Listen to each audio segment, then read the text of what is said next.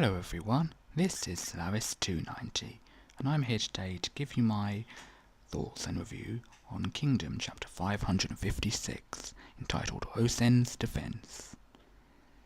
And well, despite being the chapter title of Osen, the chapter actually focuses for the most part on the Heishin unit and the Gakuei's combination attack and the Zhao forces, particularly Gakuei and Bananji.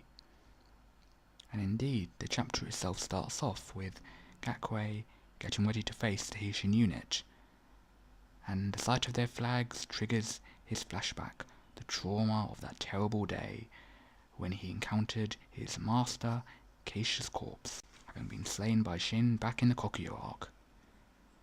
I just have to say one thing. Keisha, even in death, he has his lovely, rather unique sense of style and aesthetic. Gotta love that checker pattern. But other than that, Gakuei is of course enraged, both in flashback and in the present, and he now finally feels some sense of satisfaction that he'll finally be able to slay the Heishin unit, more specifically the leader Shin. And moving on to Shin, he's warned by Ten not to let his guard down, as although Gakuei was pegged as the weakest link, that doesn't mean he'll be weak in battle. Of course, Ten knows only too well that his vengeance against Shin will prove as a strong motivator in battle against the Jin forces. After all, she's seen the extreme end of that, what with Mangoku, the ghosts of Chorhei and their descendants. But ultimately Shin is unfazed for the most part, and vows that he'll reunite Gakuei with Keisha in the afterlife. En is rather concerned that the Gakuei haven't shown himself despite stating they were going to be working together, and Ten muses that she does have a plan involving making use of the Gakuei unit's cooperation, but she doubts that Ouhon, what with his personality and all, would agree with it. And up comes Ouhon, and while him and Shin have their usual back and forth quipping with one another, Ouhon actually wants Shin to step aside, as he in fact wants to speak to Ten herself. But honestly, Ouhon, look, last chapter you reprimanded Ten for supposedly taking charge, and now you're calling Ten a wannabe strategist girl? Ooh, I swear, Ouhon, he's really becoming one of my disliked characters now.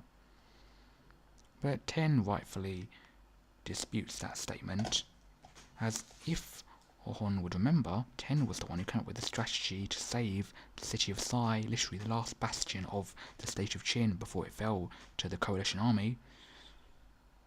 But anyway, enough of that venting.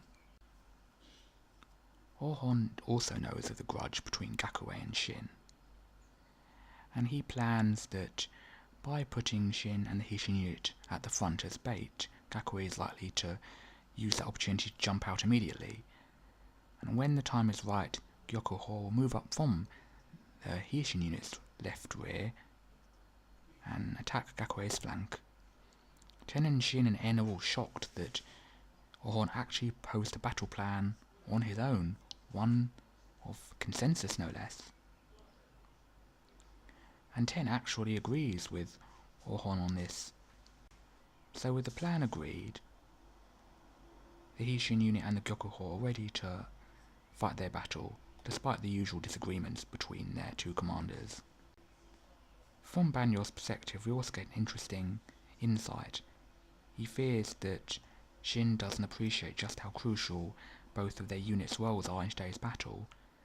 Ultimately, all Shin really thinks about in that short term is how to claim the greatest prize in battle, but ultimately it's not just Shin, it's Ouhon and Morten too, the rising stars who, no matter how dire the situation, always selfishly view the battlefield to revolve around them. But that is, Banyo's insight ends with what it means to be a great general.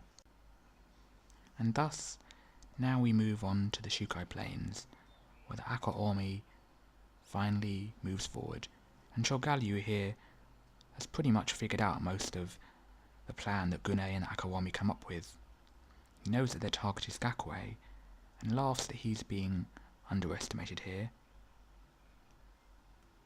And so while Chigaryu understands that the Ako army tends to stop Gyorn, Bananji and his own army just by themselves, he and the others are rather surprised to see just how the Ako army will fare in a defensive formation as opposed to the usual attacking method they usually like to go with. And what they see before them is an iron wall capable of stopping all enemies at the first line of defence, even while being struck by 3 armies at the same time. This is enough to at least unnerve Gyorn, Bananji and Chogalyu. And Banyor, ironically, on the Shin side, is the one who's most shocked.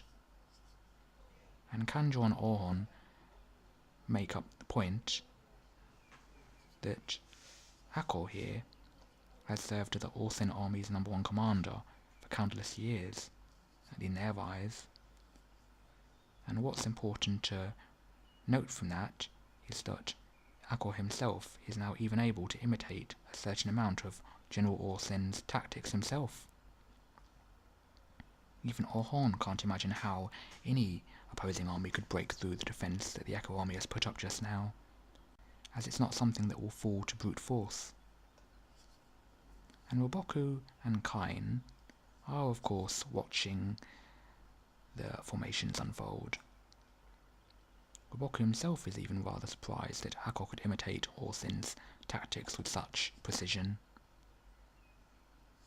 But Roboku, having gone through all these observations in his head, notes that Ako's nature as being such a sturdy commander who can do so many things at once means that if he is slain, that will be the final nail in the Orsin army's coffin. And with that we see Bananji confident and ready to rage. He's ready to break the Ako army's defences all by himself. Now, given the hints from last chapter about Bananji's condition, or at least this berserker mode, it'll be interesting to see what we have when Bananji is going all out, his rage is unleashed. But would it even be possible for him to fight in the same way he would against the Qin army than he would against the Xiongnu? After all, the Xiongnu and the Qin are a very different type of beast. But nonetheless, Chogalyu is surprised that Bananji is taking action so soon, but he's soon informed by Gyorn about what exactly is going on. Now they turn their attention to the Gakuei army. They know that the Qin forces were drawing out Gakuei by using Shin and Hishin unit as bait, but Chogalyu notes that the Gakuei army won't be defeated that easily, the reason being the fuel of rage of the death of Keisha, a rage of which Gakuei and his men are fully devoting themselves to, ready to offer up their lives. We can't help but be drawn once again back to the Orki army or the Jukyo army. I mean, look at To. After he lost Orki, To was an absolute monster. He killed Chosa like it was nothing. Roku army, Kanor, any of the Oki commanders were absolute demons. After Oki had perished in battle, at that point they had nothing left to lose.